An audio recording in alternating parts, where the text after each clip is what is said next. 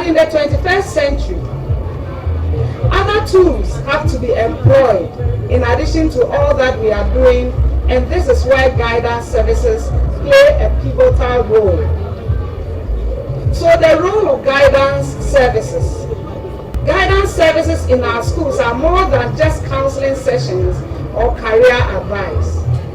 They are a beacon of hope and a catalyst for personal growth, and has to be continuous in the schools by providing individuals with the tools to understand themselves, their strengths and their aspirations.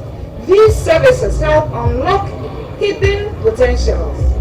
They empower pupils and students to make informed decisions, develop critical thinking skills, and navigate life's complexities with confidence. My name is Augustina Atkinson Dadibu.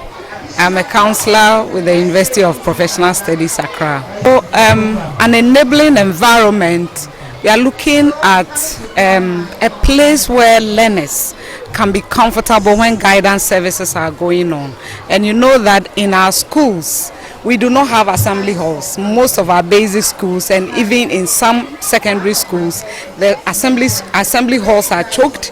Learners cannot get a place to meet, so that in-school counselors and even counselors can communicate their knowledge with these learners. So we need to collaborate with stakeholders, people in the society, in the community, to build, and especially when we are building new schools or new facilities in our schools, we should factor places where we can easily meet and share knowledge with these young people.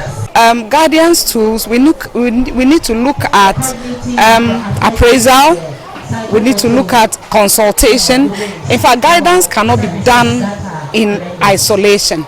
We need to bring in other resources, other aspects. So for instance, if we are doing guidance on drug abuse, and the counselor does not have much knowledge in drug and its usage and the effects and all that, we can bring in people who are experts in that field, bring them on board for them to educate. So these are all tools that we can employ in helping students to acquire knowledge and skills in the guidance services. Education cannot be done without guidance and without counseling. And now it is coming up in Ghana. Guidance and counseling is gaining roots, but there is more to be done. As I said in my speech, we need the resources. As we equip the human resources, we also need to look at the environment, the school buildings. There are in-school counselors, there are counselors in our schools, but they don't have offices. And as we go about the guidance services, students or learners will come out with some personal problems. And as they come out, where do we meet these ones?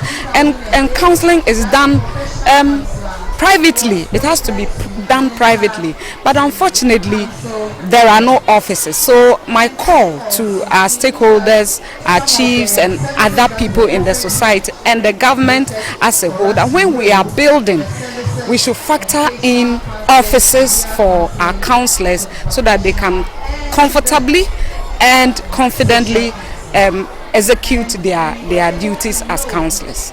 This is an amazing initiative, and I want to call on all the municipalities, all the counselors in the various schools and other places to take this action and make sure that our services, guidance and counseling services, are known, so that people will understand our work. People will not, the stigma around counseling is so high.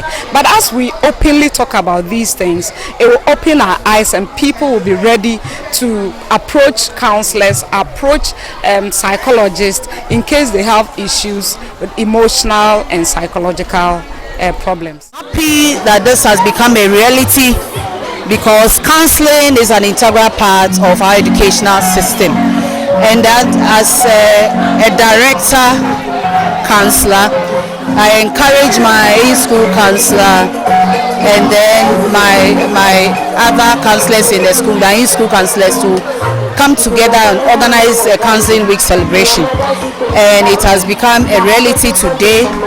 we started the program on Monday, where we launched it, and then we continued with mental talk for all the learners in the schools.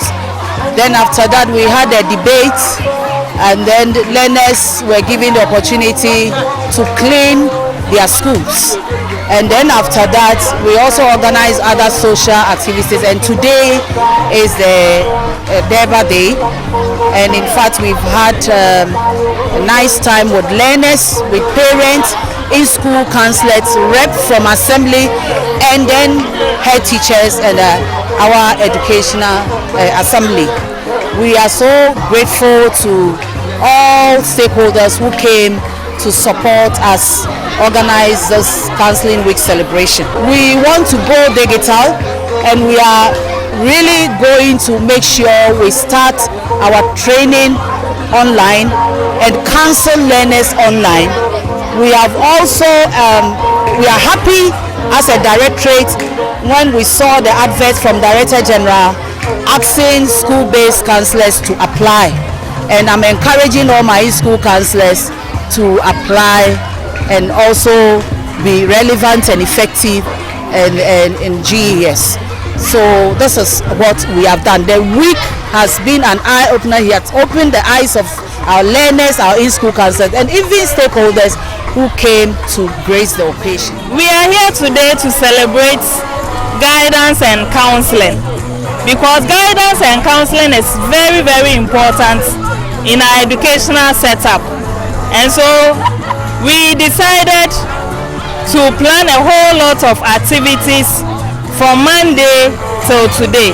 The whole idea is to showcase to the people of Adenta, both students and learners and even parents, to know that there is this important services that goes on in our schools, and so all of us should embrace it, because it is going to guide and lead us to a better future. From the interaction with our learners, even teachers, that they go through a lot of challenges, they go through a lot of problems, and so when they come to school, the school should be safe, where they will find some peace in the school.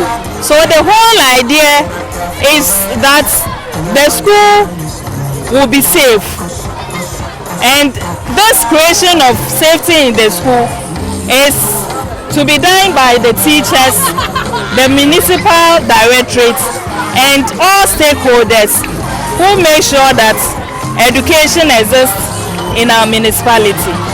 Mostly the main challenge is our parents.